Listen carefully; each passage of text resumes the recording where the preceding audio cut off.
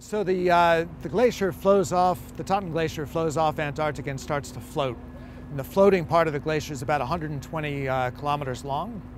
Out at the front of the glacier where we made our measurements, the ice is about 200 meters thick. It then gets thicker as it goes back towards the Antarctic continent, and the grounding line, the place where the glacier leaves the bedrock and starts to float, is 2 kilometers below sea level at the Totten. So it's a very large glacier system. We weren't on this trip able to make any measurements beneath the floating ice. That's a target for a later expedition. And the Gateway project is developing vehicles that will be capable of doing just that, flying beneath large glaciers like the Totten to measure exactly what's happening beneath the floating ice. That's the next step.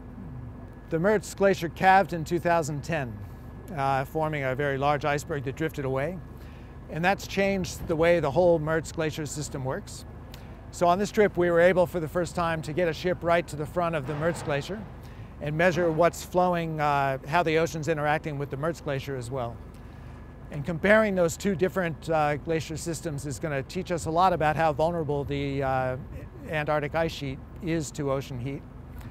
The two systems are very different, and we realize now, having made the measurements we've made on this trip, just how different they are. And so the Mertz Glacier is not thinning very rapidly, whereas the Totten is thinning. And by comparing the measurements we made at the two systems, we'll be able to understand why that's so. And that'll teach us more about how Antarctica will change in the future. So the temperatures that we measured at the front of the Totten are about 3 degrees warmer than the freezing point at the grounding line. And so that's a measure of how much heat's available to melt the ice.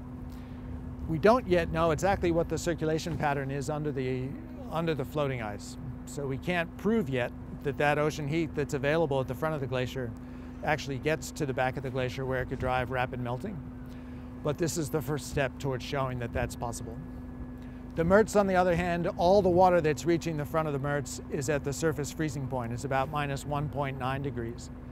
And so that's still capable of driving some melt beneath the glacier, and we see evidence for that, but the melting rate is likely much lower beneath the Mertz than it is at the Totten.